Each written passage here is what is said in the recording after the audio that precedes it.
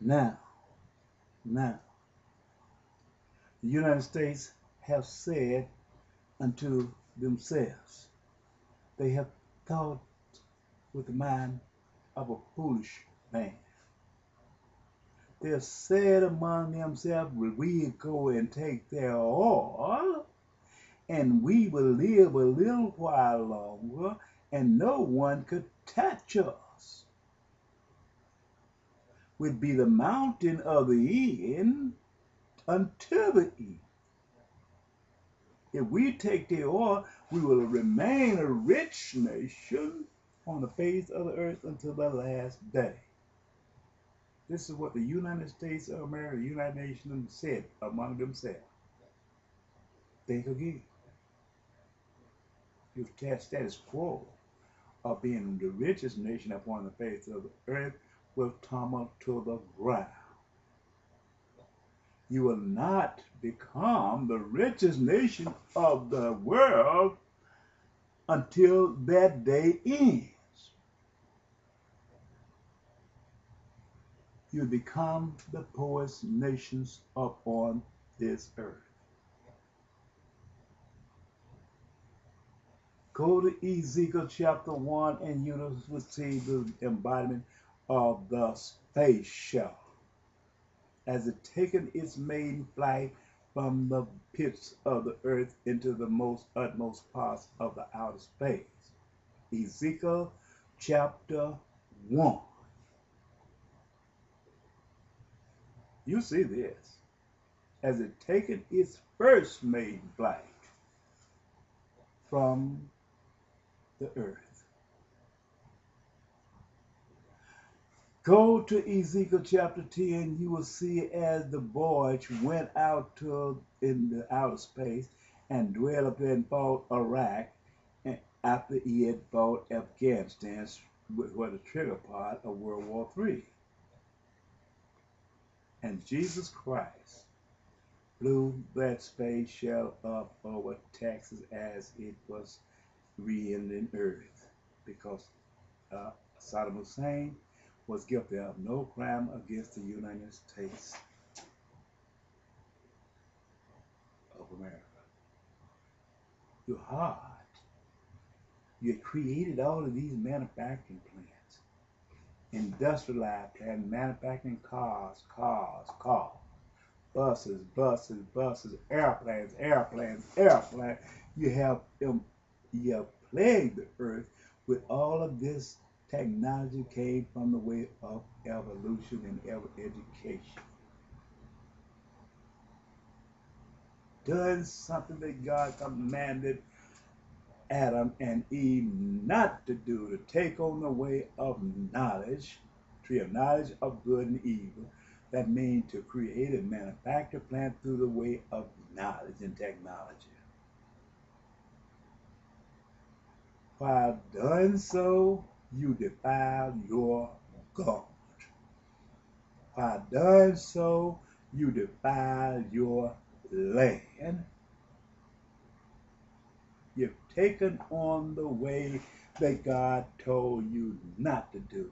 But as you ran wild in your eagerness to conquest the whole earth, to conquer and embody the whole earth with your law called democracy, you defiled your government by abandoning the law God gave Moses to give to the whole world to embody this and to live as a people, as one people under God. Excuse me.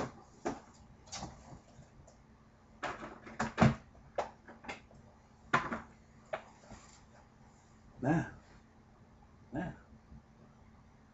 you look in the heavens, and you said among yourself that I will make this work and I will make this work, but you have never created one seed to plant in the earth, and you have never created one human being that could walk up on this earth, but yet and still you challenge of God have created all things. You have done this. You have vomited and you is wallowing off into it. But but you will come to your ears. The United States of America, God have counted and he have numbered your days. Look at the space show in Ezekiel chapter 10 when he blew up old Texas. And you go to the Revelations after God went back to his Father in heaven and no one was able to speak concerning the matters which were written in the prophecy, in Bible prophecy. But Jesus Christ, God the Father gave it to Jesus Christ, and by me being one of the witness of Jesus Christ, ordained from the foundation of the world, spoken of in Exodus 25-29, Exodus 25, Ark of the Covenant, and Exodus 29, 1, verse 1. He gave the revelation to me. He told you that he would speak from beneath, among his children of Israel, from between the vessels of the Ark of the Covenant. I am one of his witnesses that came from the top of the Ark of the Covenant. Well, yeah. We came to that point in time. But this prophecy is unfolding itself. He told you that he would speak to you from that hard point in time. And so he is. He told you in Habakkuk chapter 2 that he would speak, reveal some things to you, though if he told you, you would not believe it. Well, he is. So this is where we are in today's Bible prophecy.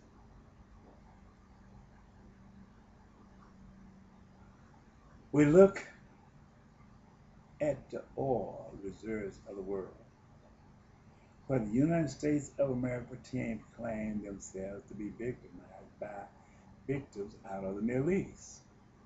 I asked myself, why is everybody that's against the United States of America all came from the Middle East, and why at the same time the prophecy in Daniel chapter 11 speaks concerning the matter at hand, where the United States of America would take this part of the land where he proclaimed that these people would come from.